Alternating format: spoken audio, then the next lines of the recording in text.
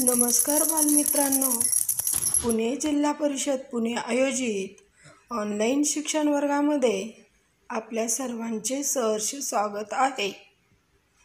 आज आपण शिकणार आहोत इयत्ता 4थी विषय परिसर अभ्यास घटक स्वराज्य स्थापनेची प्रतिज्ञा या पाठाचा स्वाध्याय पान नंबर 24. या पाठाचे अध्ययन निष्पत्ती अशी आहे आणि माझा परिचय आहे. चला तर मग आज आपण स्वराज्य स्थापनेची प्रतिज्ञा या पाठाचा स्वाध्याय सोडवणार आहोत. प्रश्न पहिला, रिकाम्या जागी योग्य शब्द लिहा. पुण्याच्या नैऋत्येला असलेले टिंबटिंब देवालय मोठे रमणीय स्थान होते. पुण्याच्या नैऋत्येला असलेले रायरेश्वराचे देवालय मोठे रमणीय स्थान होते. मावळात ठिकठिकाणी काही टिंबटिंब मंडळी आपली वतने सांभाळत बसली होती.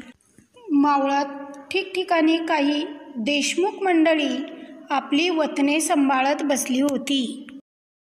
शहाजी राजांनी शिवरायांची स्वतंत्र टिंबटिंब तयार केली होती. शहाजी राजांनी शिवरायांची स्वतंत्र राजमुद्रा तयार केली होती.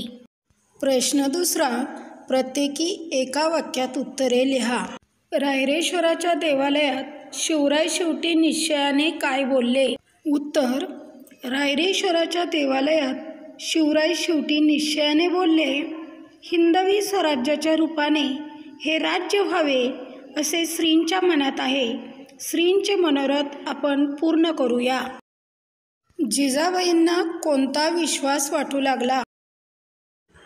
उत्तर, आपण मनी जे धरले ते बालराजे पूर्ण करणार असा विश्वास जिजाबाईंना वाटू लागला. शिवरायांनी कोणत्या गोष्टींची खडानखडा माहिती मिळवली? उत्तर, चोरवाटा, भुयारे, तळघरे, दारुगोळा, हत्यारे आणि शत्रूंच्या फौजांची ठाणी यांची शिवरायांनी खडानखडा माहिती मिळवली. शिवरायांनी कोणत्या गोष्टींना आळा घालायचे ठरवले? उत्तर, देशमुख मंडळी वतनासाठी आपापसात भांडत, या भांडणात मराठ्यांची शक्ती वाया जात आहे यावर शिवरायांनी आळा घालायचे ठरवले. प्रश्न तिसरा, 2-3 वाक्यात उत्तरे लिहा. शिवरायांचे ध्येय कोणते होते?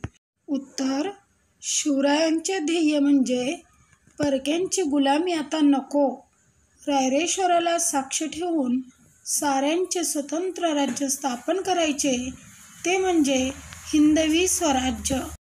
शेवटचा प्रश्न आहे, शिवरायांचा कोणता नित्यक्रम सुरू झाला?